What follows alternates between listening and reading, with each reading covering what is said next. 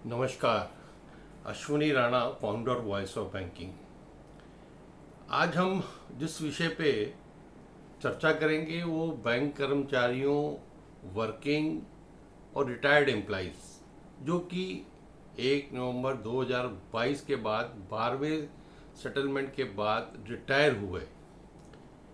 ये चर्चा इसलिए कर रहा हूँ क्योंकि कल बहुत सारे फ़ोन आए, मीडिया के लोगों के बीच में भी भ्रम था कि डीए कितना बड़ा बैंक कर्मचारियों का, एक कंफ्यूजन की स्थिति थी। इसलिए मुझे लगा कि आज एक वीडियो बनाकर पेंशनर्स के लिए और वर्किंग एम्प्लॉइज के लिए थोड़ा सा उसमें क्लैरिफिकेशन कर देता हूँ। हालांकि अभी जो नई जनरेशन है वो बहुत एजुकेटेड है, बहुत चीज़ों को अच्छी तरह से समझ लेती है, लेकिन कभी कभी कुछ इस प्रकार के मैसेज और इस प्रकार के सोशल मीडिया के कारण बातें चली जाती हैं कि लोगों को उसमें एक भ्रम की स्थिति पैदा हो जाती है। तो सीधा सीधा हम डीए के कैलकुलेशन पर आएंगे।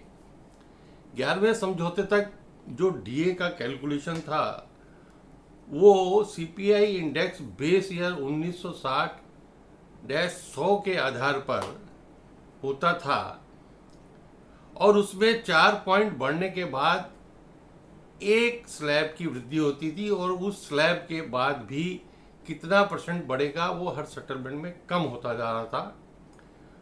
तो इस बार यूएफबीयू ने एक अच्छा निर्णय लिया कि बेस ईयर को 1960-2001 की जगह पर सीधा 2016 का बेस ईयर सीपीआई इंडेक्स के लिए जो है वो चुना। तो अल्टीमेटली आने वाले दिनों में लोगों को, कर्मचारियों को, पेंशनर को उसका निश्चित रूप से लाभ होगा। 12वें समझौते में जो सहमति बनी डीए मर्जर की वो 8088 के ऊपर जो जुलाई, अगस्त, सितंबर 2021 का सीपीआई इंडेक्स था उसको लेकर मर्जर की सहमति बनी और वो डीए को मर्ज कर दिया गया। और उसके बाद जो नए बेस ईयर 2016 के हिसाब से जो सीपीआई इंडेक्स आया वो 123.03% आया। तो उसके बाद 12वें समझौते के अनुसार इस इंडेक्स पर डीए का जो है वो बढ़ोतरी हर बार होगी, हर क्वार्टर में होगी।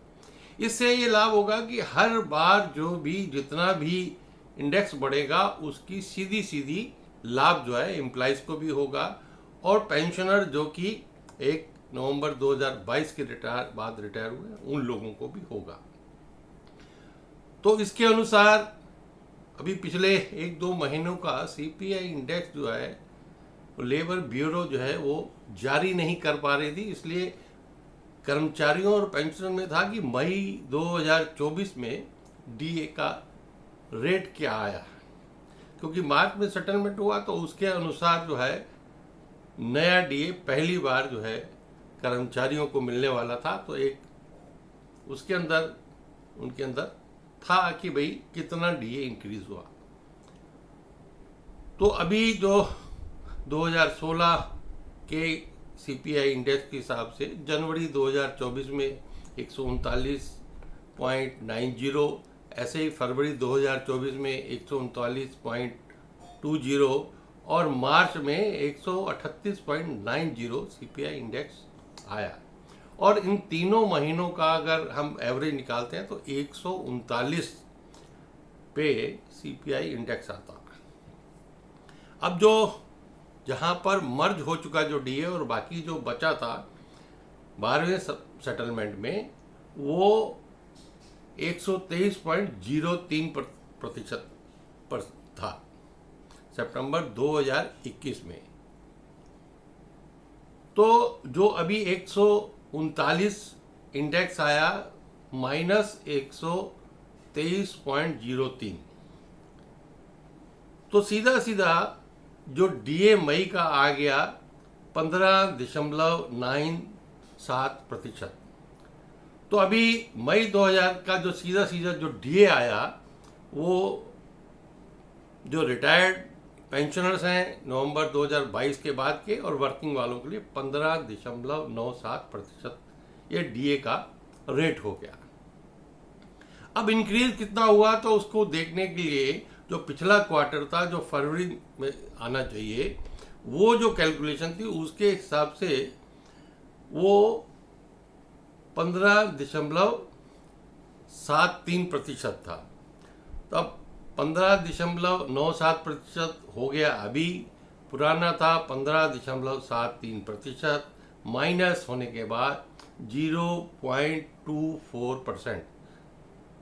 अभी जो इंक्रीज हुआ, तो सीधा इंक्रीज वर्किंग वालों के लिए और रिटायर्ड एम्प्लॉइज जो कि नवंबर 2022 के बाद हुए, उन लोगों के लिए 0.24% डीए का इंक्रीज जो है उनके पेंशन में और सैलरी में हो जाएगा। तो इसलिए मुझे लगता है ये जो जानकारी मैंने दी है ये आपके लिए लाभदायक होगी, और उसके बाद भी कोई क्लैरिफिकेशन हो या कुछ हो तो आप मुझे व्हाट्सएप पर मैसेज डालकर चैट कर सकते हैं। और मेरा ये वीडियो अगर आपको अच्छा लगा हो तो कृपया इसे लाइक करें, शेयर करें और चैनल को सब्सक्राइब कर दें, ताकि और भी जानकारियां जो बैंकिंग के क्षेत्र की हैं, कर्मचारियों की हैं या इंडस्ट्री की है, वो आप तक पहुंचती रहे। आपके इस सहयोग के लिए बहुत बहुत धन्यवाद। नमस्कार।